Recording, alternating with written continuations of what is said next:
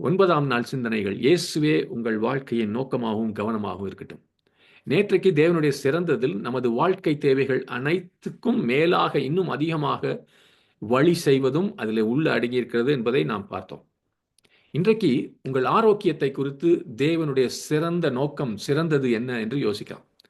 ஏசாயா 53:5 நமக்காக இயேசு செய்ய போகிற, சிலுவையில் செய்ய போகிற காரியத்தை குறித்து தீர்க்க தரிசனமாக படிக்கிறது.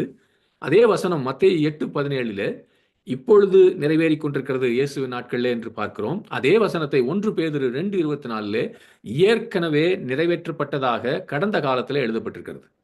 அவரது தழும்புகளால், 1 பேதுரு 2:24 இருக்கிற கிரேக்க மொழியில் இருக்கிறத பார்த்தா, அவரது தழும்புகளால் நீ இயற்கைக்கு அப்பாற்பட்ட முறையிலே ஏற்கனவே குணமடைந்து விட்டாய்.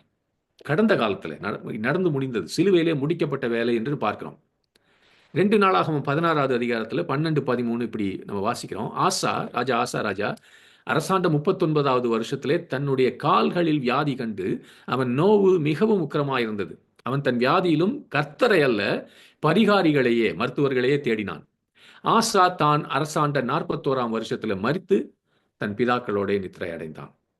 ஆசா தேவனுடைய தெய்வீக பலத்தையும் திறமையும் தேடவில்லை, அதை நம்பியிருக்கவில்லை. மாறாக அவன் மனித பலத்தையும் மனித அறிவையும் மனித திறமையும் நம்பியிருந்தான். சுகம் பெறுவதை குறித்து நீங்களும் நானும் கூட இந்த மனநிலையை வளர்த்து கொண்டுள்ளோம். பெரும்பாலானோர் நம்ம இயற்கையாக செய்கிற நிலைமைனா, சுகத்துக்காக எப்பொழுதும் மனித வழிகளை, மனுஷிக வள ஆதாரங்களை தான் முதலில் முயற்சி செய்கிறோம். எவ்வளவு நல்ல ஹாஸ்பிட்டலுக்கு போகலாம், சிஎம்சிக்கு போகலாம், அதுக்கு போகலாம். ஆனால் அந்த சூழ்நிலை மனித திறமைக்கும் அப்பாற்பட்டதாக மாறும்போது, டாக்டர்கள் எல்லாம் கைவிடும் போது மட்டுமே நாம் தேவனிடத்தில் திரும்புகிற ஒரு நிலையில் இருக்கிறோம்.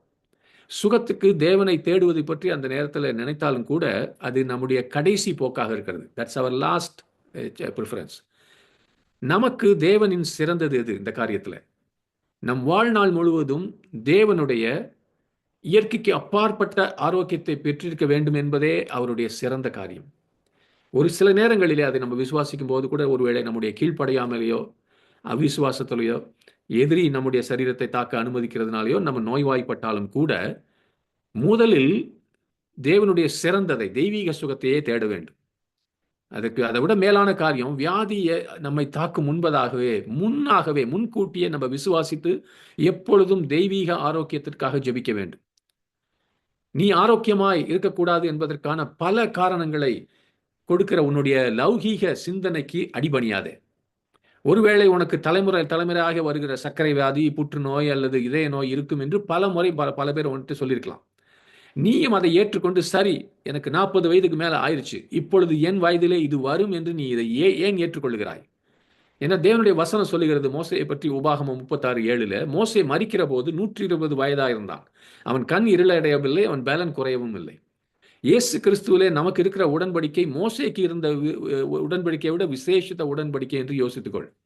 மற்றவர்கள் சொல்லுகிற எந்த காரணத்தையோ, அல்லது இந்த சீசன், இந்த பருவ காலத்திலே நீ உனக்கு கோல்டு பிடிக்கும், ஃப்ளூ பிடிக்கும், இவைகளை நீ ஏற்றுக்கொண்டு இதனால் நீ வியாதியை உன்னுடைய வாழ்க்கையில் அனுமதித்தால் நீ தெய்வீக ஆரோக்கியத்திலே நடக்கும்படியாக நீ எதிர்பார்க்கவில்லை என்று அர்த்தம்.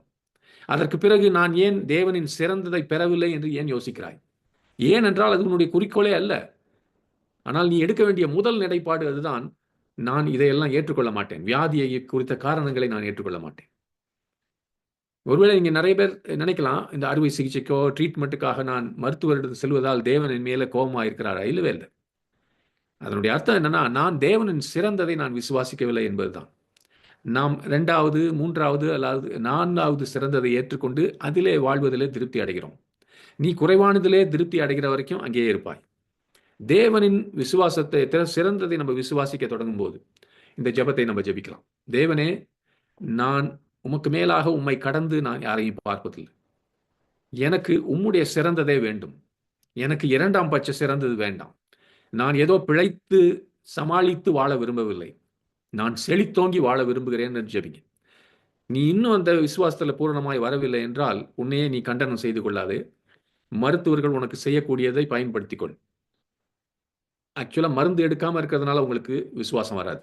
அது இந்த சில பெந்தகோஸ்தே, உங்களுக்கு விசுவாசம் இருந்தால் மருந்து எடுக்க தேவையில்லாமல் உங்கள் சரீரத்தை ஆண்டவர் சுகமாக வைத்திருப்பார்.